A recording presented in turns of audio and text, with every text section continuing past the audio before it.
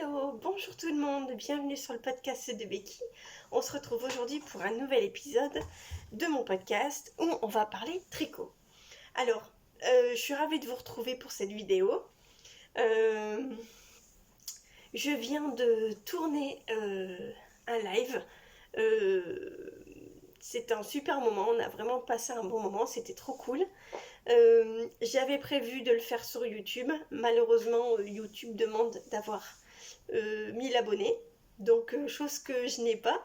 Mais ça n'empêche que sur Insta, on a passé un super bon moment. Donc, vous savez ce qu'il faut faire maintenant. Si vous n'êtes pas abonné, abonnez-vous. Si vous voulez partager parce que vous aimez beaucoup, et ben partagez. Comme ça, du coup... au plus on augmente les abonnés, plus on a de chance de pouvoir faire des lives en YouTube. Parce que franchement, j'ai vraiment aimé ça et j'aimerais pouvoir maintenant faire les épisodes en live. Mais tant que YouTube ne permet pas, on ne pourra pas. Mais ça n'empêche qu'on fera un petit épisode assez rapide. Pas trop long, parce qu'après je vais aller faire dodo, parce que demain ça va être difficile. Donc voilà. Alors, les projets finis, j'en ai un deuxième que je vais vous montrer, mais vous l'avez déjà vu. J'ai, allez, on va dire 2 projets en cours, 3 projets en cours et un futur projet. Voilà. On y va? On est parti. Premier projet fini. Donc c'est le pull de Petite Knit, le Sudney Sweater de Petite Knit. Donc c'est un pull très ample, voilà, avec des manches bouffantes. Je faisais à la base ça pour ma fille, pour Julia. Je le faisais en pima coton de pelote-de-laine.com et il est terminé. Donc ce pull, voilà, il est fini. Alors par contre, pour vous le montrer, je vais me mettre debout. Voilà. Donc, j'espère qu'au niveau de la luminosité, on est bien quand même. Parce que si je mets de la lumière, elle n'aura trop. Donc voilà. Donc, ce pull, j'ai envie de dire, je vais vous l'essayer pour vous montrer. Je le mets au-dessus de l'autre, mais... Alors, au niveau de la tête, il y a un peu juste... Voilà. Donc, il n'est pas bloqué. J'ai l'autre en dessous en plus. Alors, en fait, au niveau du col, j'ai un petit souci, c'est que il est trop... il est un peu trop serré, là. Donc, j'ai fait un système de boutonnière. Et là, je pense que du coup, ça ira. Donc, il me serre un petit peu encore. Vous voyez, j'ai fait un petit rabat. Je vais vous montrer après ce que j'ai fait.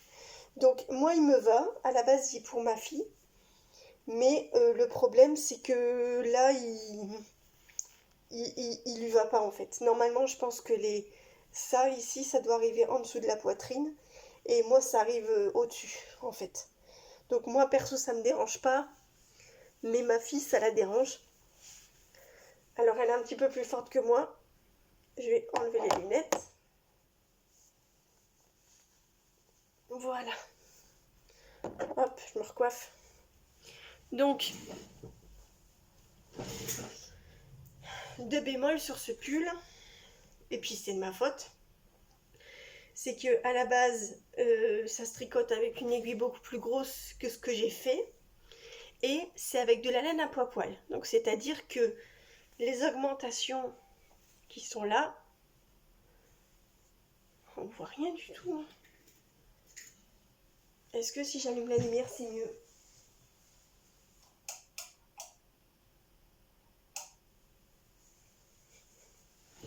Trop de lumière, hein, peut-être?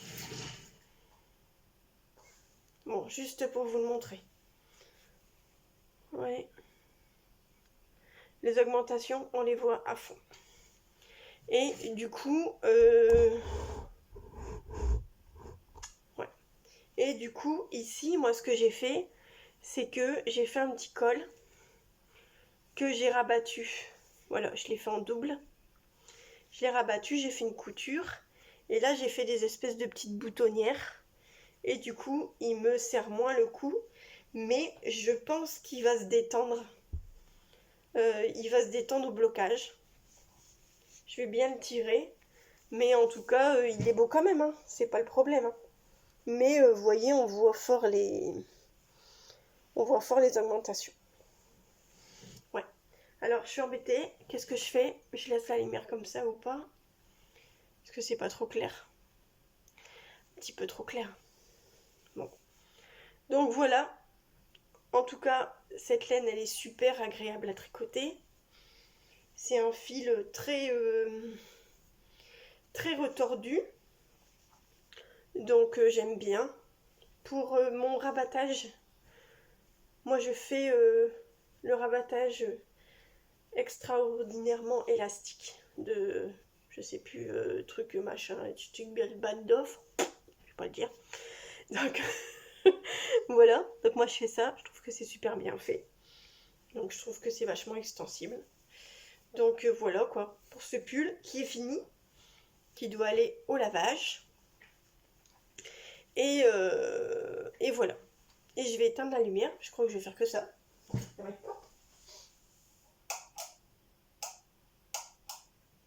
On va avoir le droit au éteindre, allumer, éteindre, allumer.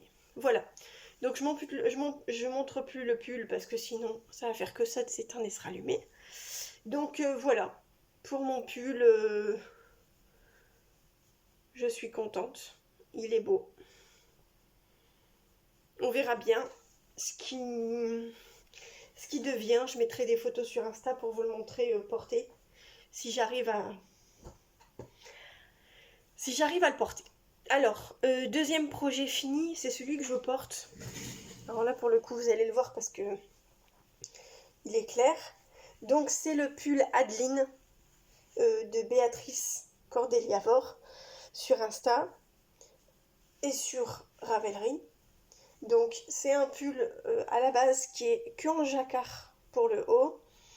Et voilà. Et moi, j'ai fait le jacquard en bas. J'ai fait un espèce de... Alors, derrière, vous voyez, il y a tout le jacquard derrière. Voilà. Et le devant, j'ai fait un système de... J'ai augmenté, j'ai fait un petit drapé pour la poitrine. Bon, après, j'en ai pas des tonnes, donc ça me va bien. Il va à ma fille aussi. Il est court, manche courte. Et je l'aime bien.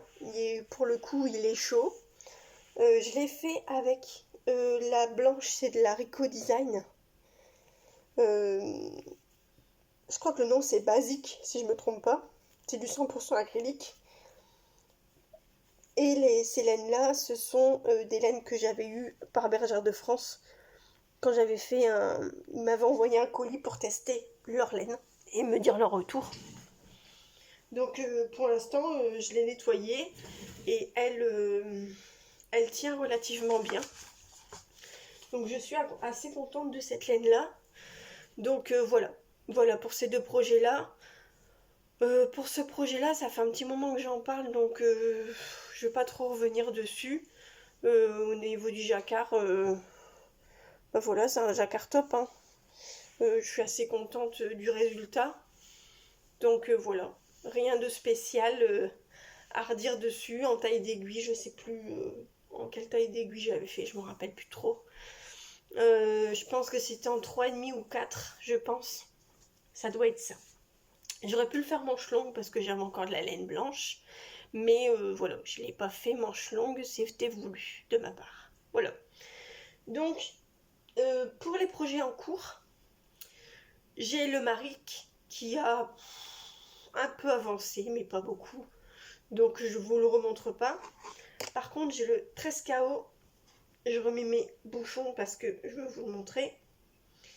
Alors, le 13 KO de... J'ai perdu mon bouchon. Je le chercherai après. Le 13 KO de Anna Dervoot. Le 13 KO de Anna Dervoot que je fais en 100% acrylique de Rico Design aussi, que c'est des pelotes que j'ai. Donc là, j'ai séparé le corps des manches. J'ai fait une petite fausse couture avec 2 mailles en vert ici sur le côté. C'est un pull que je tricote avec mes copines, avec Justine et Stéphanie. Justine le fait en super soft, en rose, et Stéphanie le fait en royal grise de chez Ziman. J'avais mis un petit post sur mon Instagram pour montrer leurs avancées. Donc je vous le montrerai. Je vous les montrerai quand ils seront finis. Alors j'ai un petit couac, c'est que j'ai ma bordure. Je sais même pas si vous voyez. Ouais. J'ai ma bordure, elle est trop courte. Je pense que j'ai oublié 1 ou 2 rangs. Mais c'est pas grave, je vais relever, je vais faire un high cord, je pense.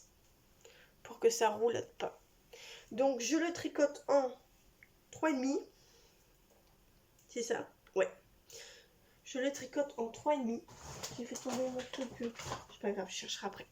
Je le tricote en 3,5 et puis il avance assez tranquillement. Je pense qu'il va être court. Je ne sais pas encore si je vais faire comme le modèle. Je sais pas encore si je vais faire comme le modèle. Si je vais le faire plus court derrière, plus long derrière et plus court devant. Je ne sais pas encore. Je n'ai pas encore réfléchi. En tout cas, celui-là, c'est un patron gratuit sur Ravelry. Et je vous le conseille pour un premier projet. Parce que franchement, c'est une très bonne idée et c'est très bien expliqué. Le patron Petite Knit. Pour revenir au patron Petite Knit, c'est un patron payant qui m'avait été offert par Sandrine, par Alexandra.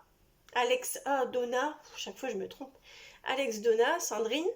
C'est un patron pour le coup qui est bien expliqué, mais il y a des moments c'est un peu flou. Voilà, moi j'aime bien vraiment être pris par la main, que ce soit vraiment très très clair, et c'est pas forcément le cas sur ce patron-là. Voilà. Donc, pour moi perso, hein, après c'est mon avis à moi. Dites-moi dans les commentaires si vous avez tricoté des patrons de Petite Knit et que vous n'êtes pas d'accord avec moi, il n'y a pas de souci, hein, pas de problème. Donc voilà, donc ce projet-là, c'est un projet pas prise de tête. Donc pour le coup, c'est du jersey, c'est du tout droit et on verra bien après pour les manches et pour le corps comment on fait. Voilà, comment je fais en tout cas. Je vais suivre le patron, ça c'est certain. Mais la longueur, si je fais court, pas court, crop top ou pas crop top, je ne sais pas encore, on verra bien. Donc voilà, donc pour mon deuxième projet en cours, je suis en train de faire le Renaissance de fil d'hiver. Alors, je vais essayer de vous trouver le... Alors, c'est un patron qui est sorti, qui lui aussi est payant, qui est sorti depuis un bon moment, ce patron. Alors, je vais vous montrer des photos où on le voit bien. Voilà. Donc, le Renaissance de fait d'hiver. Alors, ça fait un espèce de point mosaïque. Je ne sais pas si on peut appeler ça. Ouais, si, c'est un point mosaïque. Voilà. Donc, alors pour le coup, là, c'est un patron. Franchement, elle en a fait 2 des patrons, si je ne me trompe pas. Elle a fait le gilet aube, que j'ai déjà tricoté. Et elle a fait le Renaissance, ce foulard-là, ce châle-là.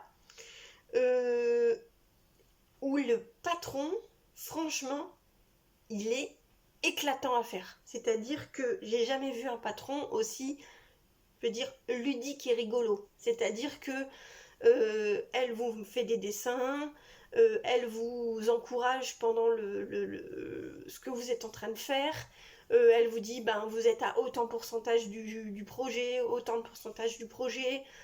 Quand vous avez une partie où il y a beaucoup de texture, elle dit allez courage, bientôt on va passer au point mousse, on pourra se décontracter.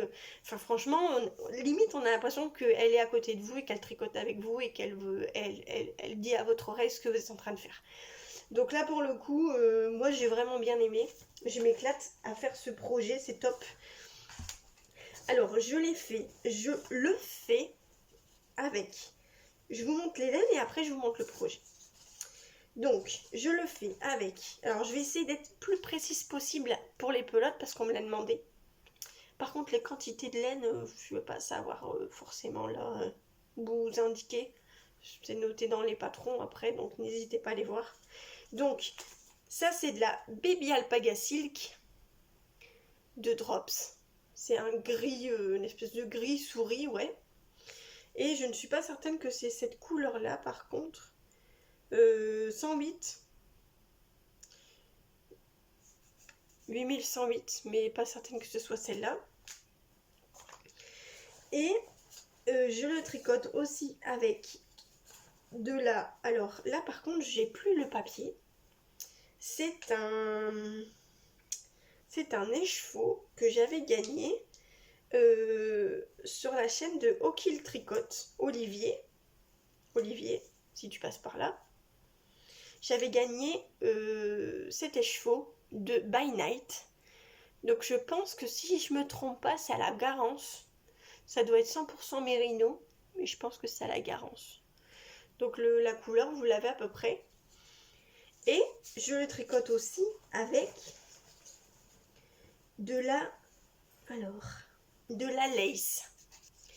la lace, ça c'était de la laine que j'avais reçue de Céline, Samitou 22, si je me trompe pas, c'est toi qui me l'avais offerte. Et c'est un bleu comme ça aussi qui ressemble à C. Donc du coup je double ces deux fils là. Et encore une autre couleur pour vous montrer, mais je l'ai pas, donc je vous montrerai sur le projet. Donc pour l'instant ça fait ça. Alors c'est un châle en demi-lune. C'est mon premier châle comme ça où on démarre par une espèce de démarrage en 360 degrés ou je sais pas quoi. Donc voilà, pour l'instant on en est là. Je sais pas si vous allez voir grand chose. Ouais, si ça va, on voit. Après il est sombre, hein. C'est pas parce qu'il n'y a pas beaucoup de lumière, mais il est sombre. Donc voilà. Et là, cette laine-là, c'est la Malabrico Arroyo que j'avais acheté à Élise de Diablotte. Donc voilà, pour l'instant j'en suis là. J'ai changé un peu les textures les longueurs de section pour en faire un peu plus. Donc voilà, pour l'instant c'est ce châle là. Pour le coup là je prends vraiment du plaisir à le tricoter, mais je le tricote pas longtemps. Ouais. Là je le fais en 3,75. Toujours avec mes fameux chiagou que j'aime beaucoup. Donc voilà pour ce projet là, le Renaissance de Filles d'hiver. Donc franchement si vous connaissez pas ses patrons, je pense que c'est les deux seuls qu'elle a fait. Après elle en a pu fait d'autres je pense, mais franchement je les ai vraiment bien aimés, je les ai trouvés top. Donc voilà pour ce deuxième projet en cours. Et le dernier projet en cours que j'ai à vous montrer, c'est une paire de chaussettes que j'ai montée avec la laine que j'ai reçue en cadeau de la part de Francesca. Alors avant son pseudo c'était Francesca Tricote, mais maintenant je sais plus c'est quoi son pseudo. Donc Francesca, si tu passes par là. Donc c'est... Ouais, vous avez les couleurs en fait, hein. C'est pas mal. Ça a un espèce de bordeaux, vert, voilà. Et donc du coup, je fais... Je crois que c'est du 100% mérino, si je me trompe pas. Et du coup, je fais des chaussettes. Alors, est-ce que vous allez voir grand chose? Ou est-ce que les couleurs, c'est pas... Est-ce que tu vas faire le point ou pas le point? Oh, je vais trembler, tu vas pas faire le point. Ouais, donc voilà. Bon, pour l'instant, on voit pas grand chose. Alors là, pour le coup, je l'ai fait comme ça. avec les aiguilles circulaires et pas avec les petites, parce que les chaussettes, j'aime pas trop. Donc, et par contre, je le fais avec les Aya Aya, qui sont pour le coup très sharp, et en 2,50, et je me défonce les bouts du doigt. Donc pareil, je le tricote pas beaucoup, je le garde dans ma voiture, ça, dans mon sac, mon projet sac, et je vais sûrement monter une autre paire en 2,5 avec une autre balle, pour dire de bien éviter d'avoir le syndrome de la deuxième chaussette. Donc il y a un petit trou ici, entre guillemets, parce que moi je fais toujours mon démarrage et quelques rangs en aller-retour pour éviter de louper la vrille. Ça, je l'ai déjà dit. Donc voilà quoi, pour ce projet-là. C'est un projet qui est dans mon sac, qui avance et qui... voilà. J'ai envie de dire un projet de plus, oui et non, parce que les chaussettes, ça compte pas, c'est pas comme un projet. Donc voilà. J'ai été rapide, 20 minutes. J'ai plus qu'un projet en cours, un projet futur à vous montrer. Mais c'est bien, ça fait un petit épisode. Au moins, ça montre un peu où j'en suis. Prochain projet, donc j'ai pas le patron là, je l'avais préparé mais je l'ai remonté. Alors, il y a les tricomaniacs, Ludie et Sophie, qui organisent le Calmanzo, qui démarre le 20 mars et qui finit fin juin. Les filles, si vous pouvez mettre les dates de début, de fin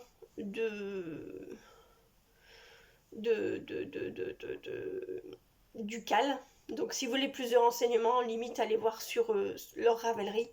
Ils ont créé un groupe, les tricomaniacs, pour le Cal. Et donc du coup, on fait le manzo. Le manzo, c'est un espèce de gilet avec où on tricote la patte de boutonnage en même temps. Une espèce de petit col châle. Je l'ai déjà fait en LITLG, un espèce de violet un peu bariolé de couleur. Je l'aime beaucoup, mais je ne le mets pas souvent parce qu'il faut l'associer avec les vêtements, c'est pas évident. Donc là, moi j'ai décidé de le faire avec... Alors j'ai pas l'étiquette avec, je suis désolée mais je vous en parlerai dès que je le monte. Avec de la Lima de Drops, c'est une espèce de vert bleu, c'est pas trop dire. Voilà, et je suis en train de faire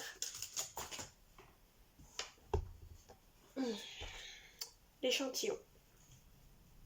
Voilà. Donc, je sais, normalement, ça se tricote en 3,5 le Manzo. Manzo, c'est un patron payant. Je préfère vous le signaler quand même, pour ceux qui sont intéressés. Mais qui est pourtant, qui est fait par Bérangère Caillot et qui est très bien expliqué. J'ai déjà fait une fois, il est vraiment top. Là, je le tricote en 3,5, l'échantillon. Mais je pense que j'aurai plus de 10 cm. Donc ça, c'est pas grave parce que j'ai prévu de faire la taille en dessous. Il y a quelqu'un qui m'a fait remarquer que du coup, il allait être épais et lourd.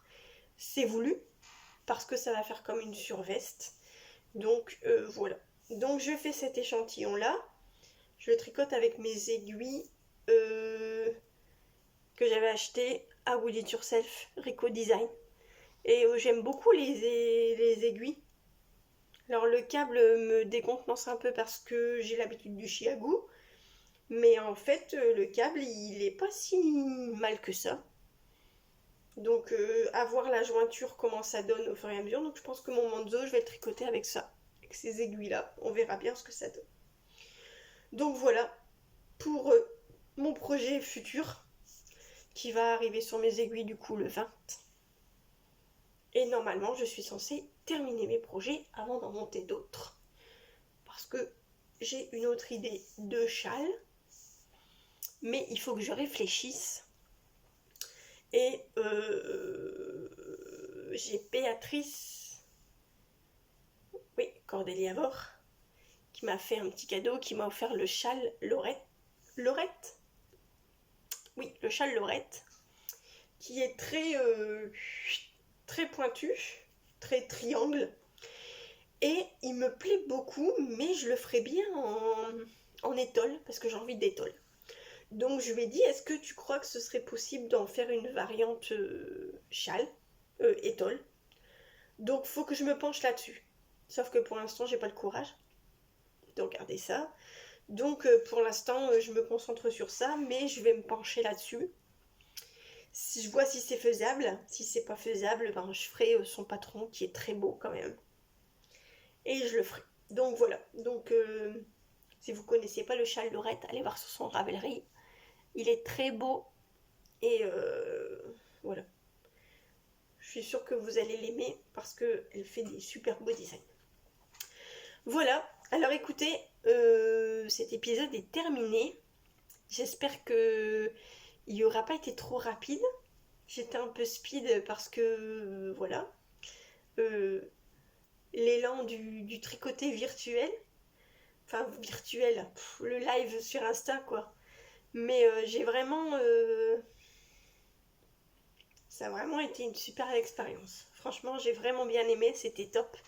Encore à tous ceux qui ont participé à ce live, franchement, je leur ferai plaisir parce que c'était vraiment chouette. Surtout que Thibaut avait fait un live hier. Donc on se retrouve un petit peu tous, les personnes qui reviennent. En plus, j'ai des membres de ma famille qui ont débarqué un petit peu sur le live, bon, peu de mon avis, peut-être pas longtemps. Des amis aussi, qui ont dû se demander de quoi on parlait. Mais c'était chouette, j'ai trouvé ça cool. Donc voilà quoi. Donc écoutez, si vous avez aimé cette vidéo, abonnez-vous, mettez-moi un petit pouce bleu. N'hésitez pas à me mettre un petit commentaire si vous avez des questions particulières sur les projets dont j'ai parlé. Si j'étais un peu trop rapide, j'essayerai du coup pour le coup d'être un peu plus précise. Voilà, et moi sur ce, je vous dis à très bientôt et on se retrouve pour une prochaine fois. Allez, ciao, bye.